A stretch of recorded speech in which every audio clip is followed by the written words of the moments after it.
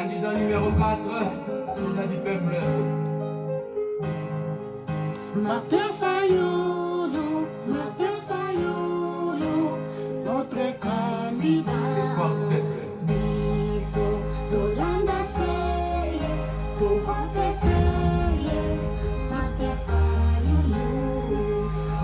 Fayoulou, président. Oh, oh, oh, oh, Martin Fayoulou.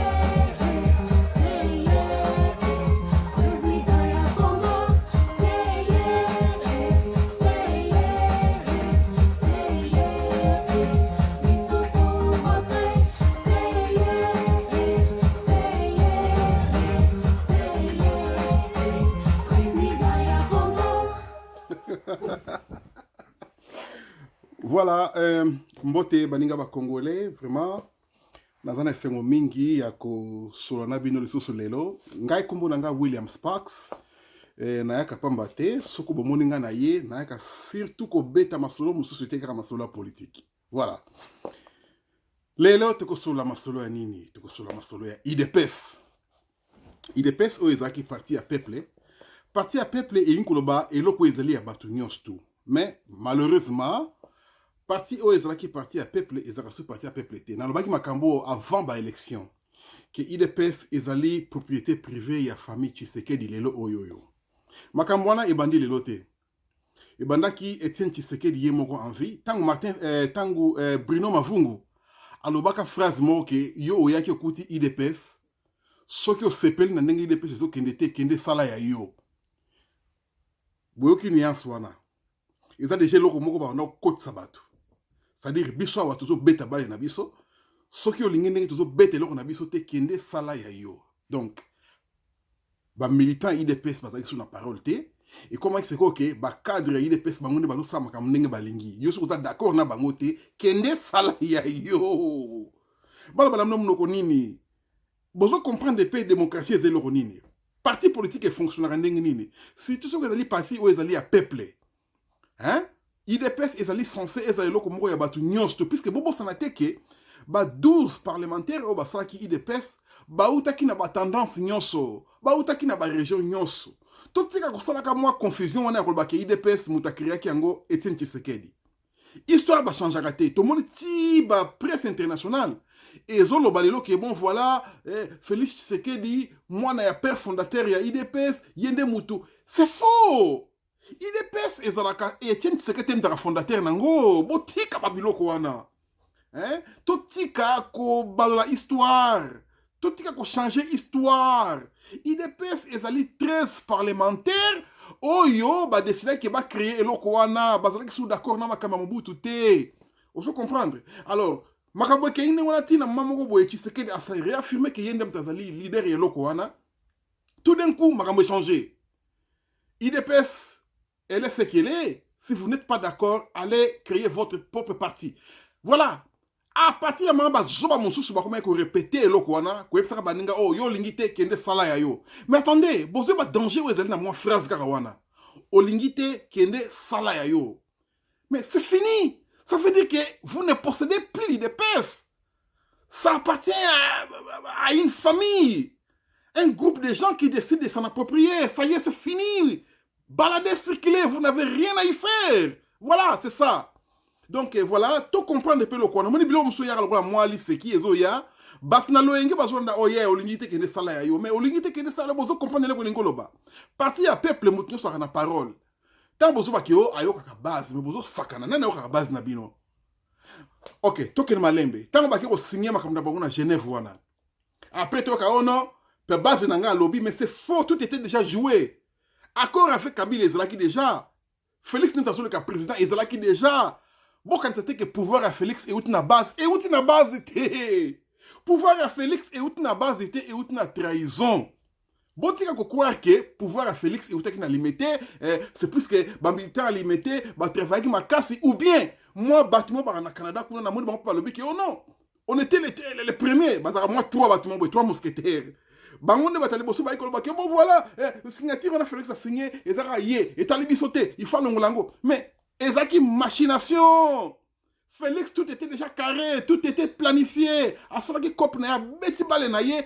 Pouvoir ya Félix et outi na Canada te bolongo na ba kabosh na bino que pouvoir ya Félix et outi na Canada na moi groupe na bino ba na Canada kuna non eza nengona te kutu bo bino ba tu peux alimenter botika ko croire que pouvoir ya Félix et outi na limiter c'est pas ça pouvoir ya Félix ya monka fruit à trahison ateki nyoso apesa ki nyoso ba salaki makamba bango c'est-à-dire les tous perdre ba temps na ma élection hein tous komi même ça va muscler tout le mbisi ba Félix wana yaki ba perte ya temps ba mbongo bebi na ba campagne ya pamba bango de ba ça ki makamna na kati na makamna nga CCC voilà Félix ne mutaza koleka président voilà pouvoir ya Félix ezali nango fruit ya ba biloko na bino ya limité non ya mo na zo que la binoté azo que la binoté hein voilà tobande koloba ni kutu par exemple cabinet à Félix namoni militant moko ya IDPS a soulevé le moko très important. Alobi na cabinet ya IDPS ya Félix ata mutu moko te o azali cadre ya IDPS ou bien azali ata moko te azana kati kuna. Ba membre ya cabinet wana ba uti na planète Mars. Mais c'est vrai. Ba uti na planète Mars. Ba uti na ba Facebook, ba amina ye, ba beta déjà makambo wanda kala batuna ye.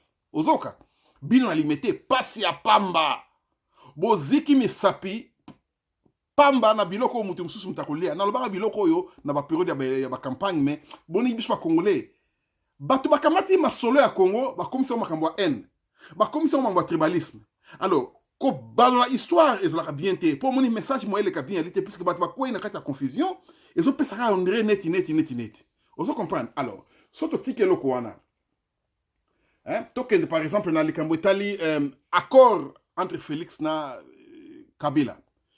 To qui vient à limiter bolobi que bolingi accord entre Félix et Fatik accord mais biso ba makambo bien avant que Félix a signé accord ba vota qui était boyebi que sous boy accord ngo ba que Félix et Fatik à pouvoir puisque Félix n'a pas été élu. Pouvoir à Félix et outil que ba congolais ba voter était. To yebi ngo bino pe boyebi ngo. Vous comprenez? Bon, Félix a outika Kabila ndenge ni na ebité en tout cas so boyebi so Félix a un plan moko ouais, comme ça, que Kabila kraka, akangisa ye. Croyez-moi, biso nyoso kongo mato se, tout entourer Félix. Donc, ça y est, vous comprenez? Appui na biso. Vous comprenez? Mais apparemment, on dirait Félix, azola d'accord na bango ndenge bayo kanaki. Cop na bango ndenge basalaki. Mais cop pour Félix azokende, et comme Makabila na présidence à vie. Et le ngobake, tu retires la chose, j'avais que voter par président a osé la voter, malamoko à partir assemblée. Tant nga baiti bale na ye. A préparer qui m'a ramené tout a baïké a osala ba genae a renommé ba député o ya lingi o ba bato ya na mon confiance o yo ba ko tchae na bonga ba ko changer constitution pour na ye après ko sala ke ba no voter ka kuna kana bato na ye wana o baza majorité déjà kuna donc voilà Kabila bala so beta yango wana aso bomba la te so biso mo nde ba ko to ba zoba to ba bololé to so accompagner Kabila na buzoba wana donc biso nde to comme ça Kabila roi ya Congo so Kabila comme empereur ou bien roi lobby et aux la biso so Kabila comme président à vie et que ça n'a aucun cas buzoba ya bisomoko ezali faute ya Kabila te puisque toujours accompagné na makambo wana tous ali poto to se soulever na moni ba mususu ba kena limité kuna ba signer et loko mo la pétition pour que nos pères Félix mais vous rigolez attendez vous voulez rigoler ou quoi Félix en a rien à péter vous croyez que Félix il en parle les couilles il s'en parle les couilles il s'en fout. Yo quand une décision bien on a limité on a beau signer sur banini bien on est allé Félix Félix ça les cop na ya ça zuilar na ye makambo bien ça la na italiété lettre pétition la bien sali wana autant en goûter vous comprenez autant parce qu'il n'a aucun respect sur vous est-ce que vous comprenez bien quoi na hein mucho ça kenzelo Félix akei akoma ramutu moko ayoka société vous comprenez bango ba dia na caractère yoka base na bino na na fseno que Félix ayoka rabino d'abord Félix ayoka rabas depuis konini bona considération moko tina misu na ye asali cabinet na ye a tchebinote nanko alingité bokei komona ye toyebi lelo vérité toyoki vérité bino bato na bino moko groupe nyonso bauti Belgique bautaki Canada bato nyonso basopaki na hotel Béatrice mutu moko tamonaki Félix mwana mai a changé na ye siko alakisi bino mpenza face na ye ya bien tala bandeko na ngai totyana wana mopanzi eloko nisi na ngai na yesa bino so lelo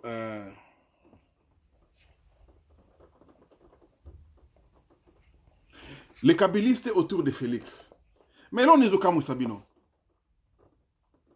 Kabila tindi mo bato na ye moko baye bino vous avez du mal même beaucoup de candidats na ba élection législative oyo mais nga bato mingo na yeba combattant limité wana ifaki baza ba député lelo oyo do ba mista na nga na bundi pamba tanyo so ba pète na ite pes pamba lere comme lere opona ba député kabunda poni bato moko boye bauti na planète Mars ba muso na Venus mais ba muso na Saturne mbala moko pou baye et vous continuez qu'on dit ma bloc en ngwana vous avez fallu des bêtises comme ça vous comprenez mais tous la bato quand même bako sakana yo kinoat na niveau wana Kabundu wa Kabundu c'était un mbokatier mais comment un mbokatier aye azo sakana na bino tina niveau wana et boza wana na moni ba mususu to sa pétition inde na ngwa isibino ke Félix akutanga biloko wana bango ba comprendre langage mususu baba tumoko yoko saila ye nyonso Félix okamatelo nzoko otango ba kib magique otango pilipili bien otango na four et beli pe au servir na mesa aller atondi a bioki ameli moi mongonzo na e pour primus de bobenga kuna après c'est fini on se rappelle na kombo na yo na ipsaki yo mais vous voulez rigoler ces gens là vina bango mobimba ba mesa na ba facilité moko boye alors makamwana yo servir ye que ya reconnaître yo Félix a bloko na te aïe bien mpenza te bozo l'exabata na bino pamba ngana episode no il y a une chose na lobango dia bien avant mais on répéter bino ma mista nga il est pèse lo football sala il faut bossa la repossession ya parti na bino parti azali parti à peuple Félix bango famille wana na episode no depuis kala comment lango elo ka famille bo récupérer elo na bino vous avez les moyens pour ça elo mo te empêcher bino bossa lango bo récupérer elo na bino bo benga na Kabundu wana bo benga na Augustin Kabuya bo benga na Peter Kazadi bo reposséder eloko na bino il y a des moyens légaux o bo kamata batona bo fundi bango bo longoli bango na parti na bino mais parti wana ezana batumba bali wana rôle na bango ezali ya kolongola bato bazo bo beir makamba parti te ba trahison et ali oso comprendre tane ba sali pa soki bo sali yango lelo te soki bo bengani bato wana parti na bino te et on s'en ngelo moko te ko bengana Félix ko bengana Kabuya ko bengana basali 4 bato foko bengana 4 personnes Félix Augustin Kabuya Peter Kazadi na Kabundu bo bengana bato wana et puis boko bengana ba Jacques Shabani na bato nyonso na batikali boko bengana bango wana premier réalité mais 4 personnes na tangel bino wana il faut ko bengana bango na IDPS bo récupérer eloko na bino bozong c'est eloko na bino ndenge zalaki so bo sali yango te 4 ans ezola na biso boroyoka IDPS vous a sauté. Puisque ces gens-là sont déjà énormément riches. Bazali riche énormément. Augustin Kabuya wana, Kabundu Kabundu, ils sont déjà riches. Batika Osaka, Batika Okosabino. Bazo Kosabino. Hein, Bobani mo la limité Kabunda wana beti meeting ya lokuta mais même un enfant a quoi réaliser que biloko Kabunda bandoro ba yana sensité. Ils ont meeting à quoi dormir batou. Ils ont pas n'importe quoi bozo banganina. Bo benga na bato wana bo bocho na bango batima na limité bo chasser bango bataka chuma kolo wana te c'est des voyous ba bandits ba escrocs ba escrocs c'est-à-dire kopo yo bandaki ngo mwakala ba préparer ngo malembe ba réussir ko benga na ba tête bato ba ko entraver ba démarche na bango ya mabe ya butu ya molili allez ba ko s'imposer 4 aventuriers la plupart ko batanga na mpena ba classe malonga te ba botoli IDPS c'est fini Félix na tête nango ba sali cop na bango ke inenge ke ti bo munenge bo komi na niveau bo komi wana alors bino ba bo perda perdaka ndeko perdaka ami perdaka collègue na kata IDPS yango yo bo récupérer lo na bino bo récupérer IDPS wana parce que ça passe ya pamba IDPS eza mawatro makambo bozo mona lo na ko répéter na lobaki na vidéo na ngeleki et ale kamoka moite mais mindele ba efsaki bino. Tant que Félix a l'équipe président, on va le bénir à président protocolaire. Schéma Kabila et Alike, à cause de la majorité dans l'Assemblée, à cause de la majorité dans le Sénat, bako passer ba loi na oya zolenga après hier ozasu elina nenga ba suffrage te puisque ayebi ke na nenga wana akotikala jamais koleka donc ba député na yo ba la majorité na ye bango ne ba no votaka ye président ti akufa ozalaka président mais c'est simple bon monte ka makambo ba isaka biso déjà yango esalami alors eloko ne bozozela miracle uta suwa bozela nani yango ayasko kokota likamuna bino po toyo kana quand même tala baninga toyo kana malamu biso to kabinemi la bino te biso patala muka démarche ya fayulu na minute oyo ezali ya ko refaire ba élection nyonso ya ko rétablir l'ordre nouveau ya ba politicien c'est-à-dire ba politicien nyonso ya mabe il faut ko benga na bango bilongi ya sika eya ozo comprendre ba sénateur nyonso wana parce que makambo tozo kende oyo soki bino bosali yango te donc na soulèvement populaire ou eko permettre makambo na ça peut resala malongo kaka pour soulèvement populaire et permettre biso to benga na ba sénateur nyonso to benga na ba député nyonso wana to benga na ba politicien nyonso wana FCC batu nyonso na ba kende après tu as créé classe ya sika ba jeune nyonso ba mimi na ba campus wana ba petit na nga wana ba petit na nga ba ba licencié ba benazo ba autre mbalé ba petit so mwana ba limité wana azo na ba siège IDPS peut-être na licence peut-être ko servir pe na mboka mais ti elelo moko te poani puisque bato akala bazali wana pona ko bare bango nzela bakene musikati ba petit na nga wana ingeta tala baninga to ba inimité boya to sangana to benga na bato oyo bo changer sans sa combat na bino soka na sima Félix muta ko longa te mutu moko ta ko gagner na sima Félix wana bo gagner lo mote ba Mr be na lingaka Mr mso achaka ba lox boy na ba écouter na lingaka Mr na trop il faut la député Mr wana